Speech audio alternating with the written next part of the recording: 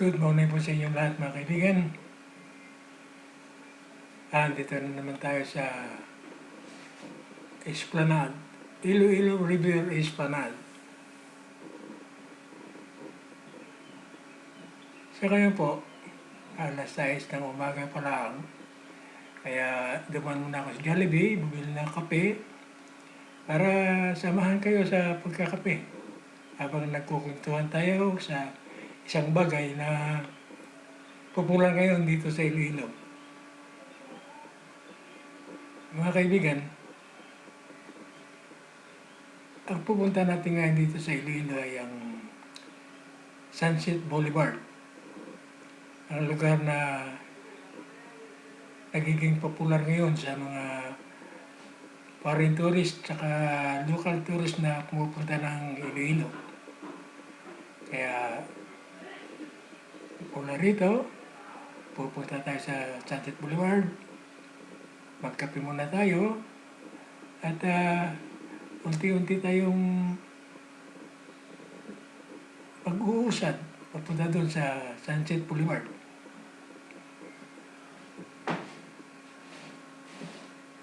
So kaya mga kaibigan, andito na tayo sa Pike Lane, sa Diversion Road. Galing doon sa loob, sa River Esplanade, na salukuyang nagpa-practice ang mga membro ng Iloilo Dragon Boat. Okay. Maaga pa ngayon, 6 o'clock in the morning.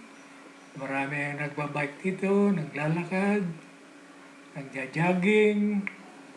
Dahil maganda ang panahon, mga kaibigan. Hindi naman masyadong makulimlim, pero medyo malamig-lamig ang simoy ng hangin. Kaya magandang mag-bike o mag-jogging. Kaya mga kaibigan, dahil sa nagiging popular ngayon itong Iloilo, kung makapanood ka sa YouTube, maraming mga videos, mga vlog, parte rito sa kung bakit pinupuntahan ng marami ang Iloilo. Una, ang mga historical site dito sa Iloilo. Yan ang una-una nilang pinupuntahan. Ngayon mga kaibigan, pupunta na tayo sa Sunset Boulevard at isalukuyan tayong medyo mahina lang ang takbo dahil maraming sasakyan.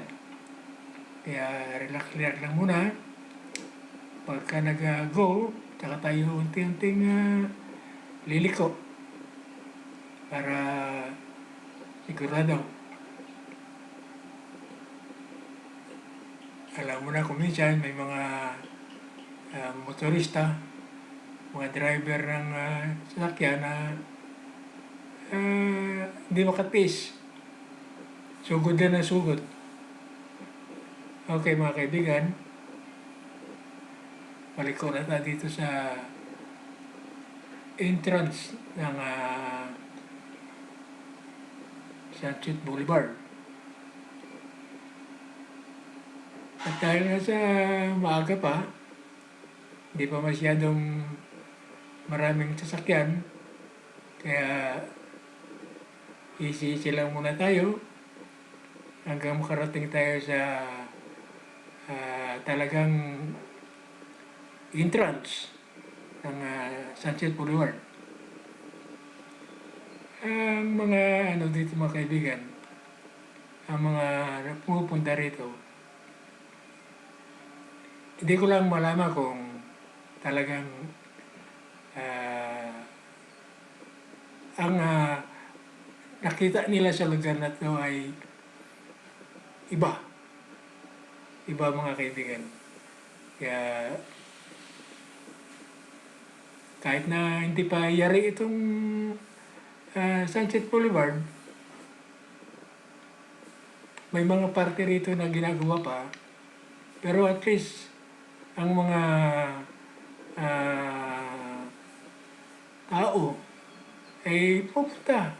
Sabado o linggo na umaga, yan, maraming nagja-jogging, maraming naglalakad, maraming kumukuha ng photo souvenir.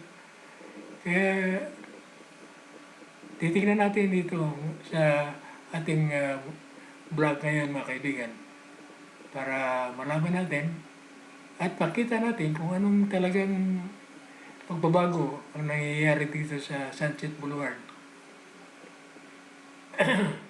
Pero ang lahat ng ito mga kaibigan, dahil mahaba-haba, kaya hahatiin natin. Ito ang part 1 at ang part 2 ay sa sunod na video natin mga kaibigan. Magkita-kita tayo sa part 2.